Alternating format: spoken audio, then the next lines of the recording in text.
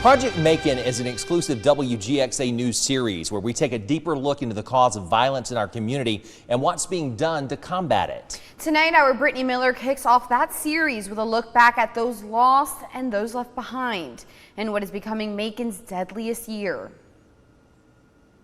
As we work to uncover why the number of people dying on Macon streets keeps going up, you should first know who those people are.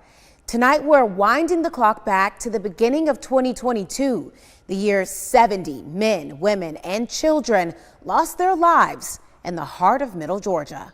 I'm used to death. Lock Dog was born and raised in Macon. You know what I'm saying? I lost a lot of people. You know what I'm saying? I lost a lot of people. One of those who he lost was his best friend, Dedrick Bulls. He was different. You know what I'm saying? Like, you know what I'm saying? He was different. He was different.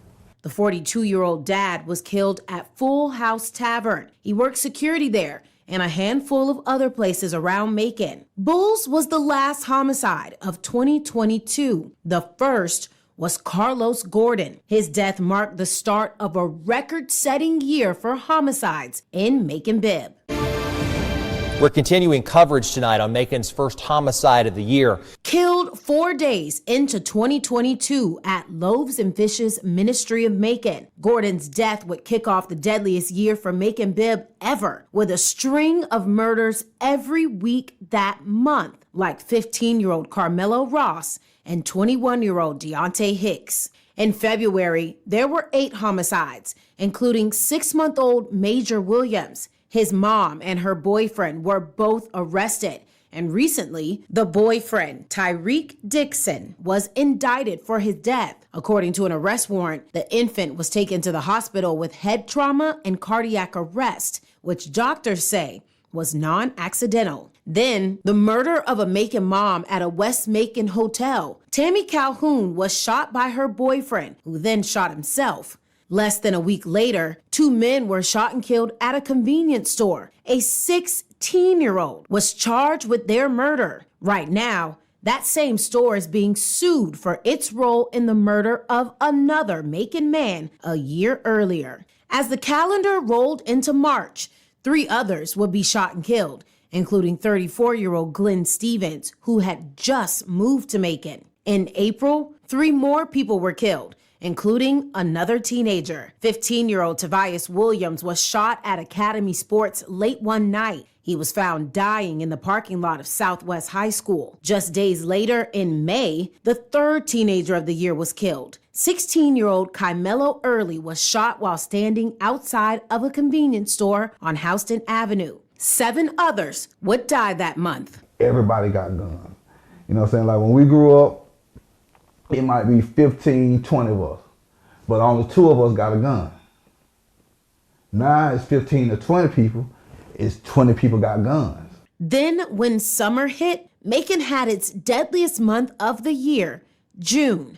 10 people were killed that month, 4 of them teenagers. According to the Bibb County Sheriff's Office, 19-year-old Roderick Felton and 19-year-old Braxton Cole shot and killed each other at that same Houston Avenue convenience store where a 16-year-old was killed a few weeks earlier, putting the store in the spotlight again, leading to action from the county commission. Citizens are just pleading with us to do something about the violent crime. In the first half of the year, the county lost 38 lives. That's after 5 more people were killed in July. 2 of them were victims of a quadruple shooting at Waverly Point Apartments, 26-year-old Roctavia Edwards and 17-year-old Jaden Ellington. It's terrifying, you know what I mean, because I got kids.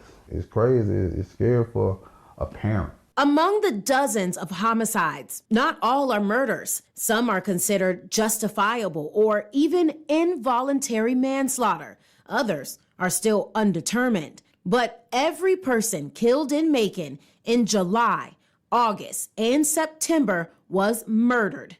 That number, 16 people. The loss of life continued in October. Throughout the month, 4 men were killed. One was a husband, Eddie Riddle, whose wife shot and killed him, according to her own admission. As the holiday season rolled in, Macon's death toll continued to tick up, with 4 families losing a loved one to murder just before Thanksgiving. In the final month of the year, a 14-year-old would be charged with the December 3rd murder of Tyleek Young, but not before 3 other teenagers would be shot and killed at West Club Apartments. Then, in a 7-day span, another 4 people would be murdered in Macon, including 16-year-old Nathan Elder and Dedrick Bulls. Bulls was shot on December 12th, but died days later on the 17th. Well, you know, D like Superman. He was like Superman, you know, like, so, you know, evidently I thought that he was gonna be okay. Lock Dog says he knows Macon streets, but after hearing of the 70 lives lost on them, he doesn't recognize them anymore. I wonder what happened to put the gun down, put your hands up, you know what I'm saying? Like, in my day, if I was raised, like, I would have been dead, you know what I'm saying? Because I was a fighter, you know what I mean? Like, you know, fighters and people don't want to fight no more. He calls taking the life of someone else a selfish act, one that can forever impact those they leave behind. When you die, people mourn, you know what I'm saying? Some people never get over it. Reporting for Project Macon, Brittany Miller, WGXA News.